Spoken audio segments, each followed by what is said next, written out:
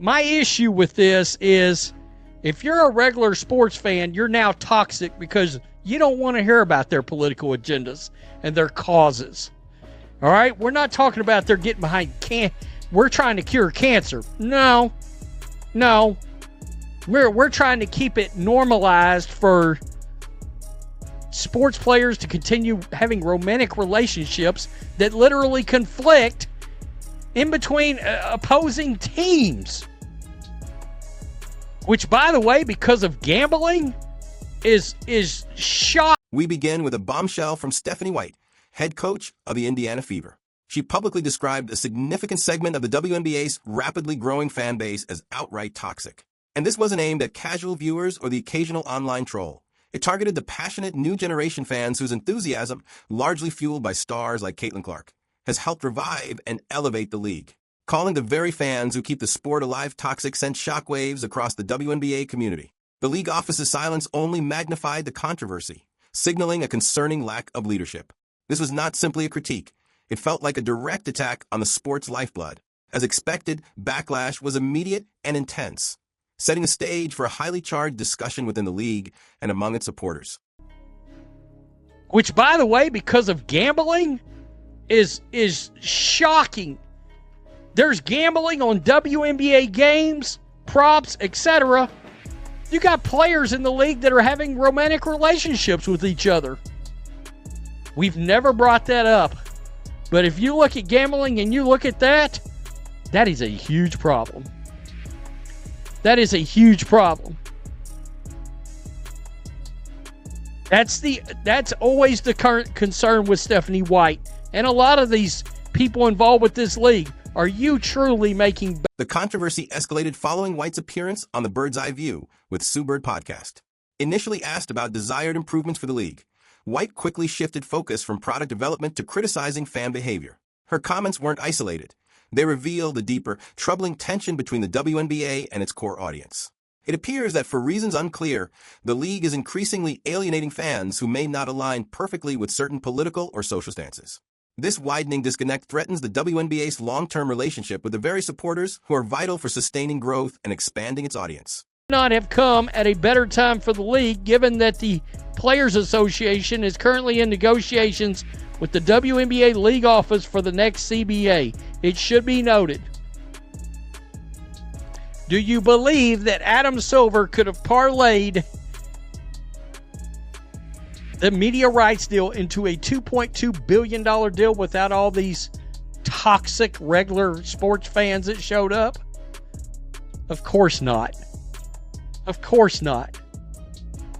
These fans bumped your ratings into places that they've never even sniffed. The hypocrisy in White's stance is striking. She advocates for the league to lead on social issues and champion political agendas. Yet fans who simply express love for basketball or offer subtle criticism are labeled toxic. This perspective ignores a fundamental truth. Fans primarily want thrilling competition and engaging sports narratives, not constant ideological messaging.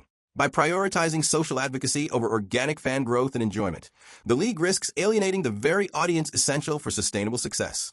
The strategy contradicts basic market principles and threatens the WNBA's broader objectives of fan engagement and growth. Is largely owed to players like Caitlin Clark, Angel Reese, and Paige Beckers entering the WNBA and thriving. It's hard to imagine the WNBA players would get the vastly increased salaries they're going to receive as part of a ratified CBA, or at least their salaries wouldn't increase to the same degree. Let me clean that up for you. Which is largely owed to players like Caitlin Clark. Period. Full stop. Full stop. Come on, stop that. Stop with this ridiculousness. But this attention on women's basketball isn't wholly positive. This selective criticism becomes even more troubling considering the WNBA's recent surge in popularity. The boom isn't accidental. It's directly driven by breakout stars like Caitlin Clark, Angel Reese, and Paige Booker. These athletes have not only attracted new fans, but have also generated record-breaking media deals, attendance numbers, and visibility for the league. To then disparage the same fans who contributed to this success feels like a slap in the face, not just to the audience, but to the players themselves. These superstars are the catalyst for the league's current golden era, and vilifying their supporters undermines the very foundations of that growth. Women in particular. She just come right out and said, I want our league to be all up in the agenda. I think we want to continue to expand the footprint to look to make sure the season's longer. It's tough with the calendar. It's tough with everything we have to compete against, but these women deserve an opportunity to have this as their only job, number one, and to be able to play a true season, to have an off season so their bodies can recover. And hopefully we won't see the same amount of injury. I mean, it's ridiculous. Consider the financial impact. Imagine NBA Commissioner Adam Silver trying to secure a $2.2 billion media rights deal without the massive influx of passionate fans, now labeled toxic. It would be impossible. These fans have propelled ratings to historic levels, directly benefiting players and league revenue. Without the engagement driven by stars like Caitlin Clark, the WNBA wouldn't approach these transformative deals.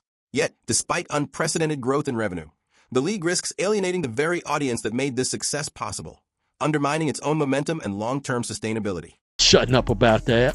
Not a chance. And now that gambling is in the background, I'm certainly not shutting up about it. It's a problem. Plain and simple. I mean, frankly, if the government wasn't so damn busy, I'd be like, maybe you ought to launch an investigation into the WNBA when it comes to gambling and all the romantic relationships among teams where they obviously know what each other are doing on a professional level that affects actual games played, that people are losing their hard-earned money betting on. The stakes are even higher with ongoing CBA negotiations. Players' anticipated salary increases and enhanced benefits rely directly on the league's newfound popularity, which again is largely fueled by Caitlin Clark's influence and the fans she attracts. Criticizing these very supporters during such a pivotal time demonstrates a striking disconnect. Leadership seems to overlook the fact that fan engagement is the backbone of the financial gains currently being negotiated. Alienating this audience could jeopardize the very progress the players and league are striving to solidify. The hypocrisy deepens when considering the league's internal challenges versus its fan criticism. While fans are chastised for questioning social agendas, the WNBA largely ignores serious integrity risks within its own ranks. Player relationships across opposing teams, particularly as legal sports betting expands, raise serious concerns about impartiality and fairness. Yet these structural issues are overlooked, while fans are labeled toxic for engaging passionately with the sport. True sports tribalism is natural and essential for engagement. It's not a problem, yet the league mischaracterizes it, creating a troubling double standard. Ultimately, the league's approach, criticizing passionate fans while neglecting internal issues, threatens growth and credibility. Fans want elite basketball, exciting competition, and compelling stories on the court, not constant ideological lectures. Labeling dissent as toxicity alienates supporters and stifles engagement, directly opposing the WNBA's interests. The league faces a critical choice: embrace its diverse fan base to sustain growth and long-term success, or prioritize ideological conformity at the cost of its most valuable asset, the millions of passionate, engaged fans who have fueled this unprecedented boom. Stephanie White's comments exemplify a dangerous miscalculation that, if uncorrected, could have lasting consequences for the WNBA. There is one critical issue the league refuses to address, and it may be the most important factor of all: the growing disconnect between what the WNBA believes its product is and what fans actually come to watch. This silent tension has been building for years, but now, under the microscope of unprecedented media attention, it has reached a breaking point, and the league can no longer hide from it. The WNBA often frames itself as a cultural movement first and a sports league second. But fans who tune in every week are voting with their eyes, their engagement, and their wallets. They want high-level basketball, fierce rivalries, dramatic narratives, and athletic storytelling. That's why Caitlin Clark blew up. That's why Angel Reese became a phenomenon. That's why the league is suddenly everywhere in pop culture. Not because of messaging, not because of activism, but because the basketball itself finally became too good, too compelling, too explosive to ignore. This is the uncomfortable truth the league doesn't want to admit. Fans are not toxic. They are not the enemy. They are reacting to the sport, not the politics. They're invested in competition, not conformity. And this is where the league's leadership is trapped in an identity crisis it refuses to acknowledge. For years, the WNBA leaned on advocacy as its primary branding. It worked for a time, but now with millions of brand new fans entering the space, many of whom don't share those same ideological priorities, the league is lashing out rather than adapting. It is easier to label fans toxic than to confront the possibility that the league must evolve its own messaging strategy. The problem is not that fans care too little. It's that they care differently. And that difference terrifies certain people inside the WNBA. Because if the league begins prioritizing basketball storytelling over political messaging, it shifts power. It means star players become the primary force. It means fan expectations become central. It means narratives, rivalries, and marketability take priority. It means letting players like Caitlin Clark, Angel Reese, Paige Buchers, and Cameron Brink become the dominant voices shaping the league's identity. Some internal figures don't want that. They want the old order preserved. They want control, not evolution. This is the real conflict simmering beneath the surface. You can see it in the way media handles coverage. You can see it in the sudden hostility toward new fans. You can see it in the defensiveness whenever the league's strategy is questioned.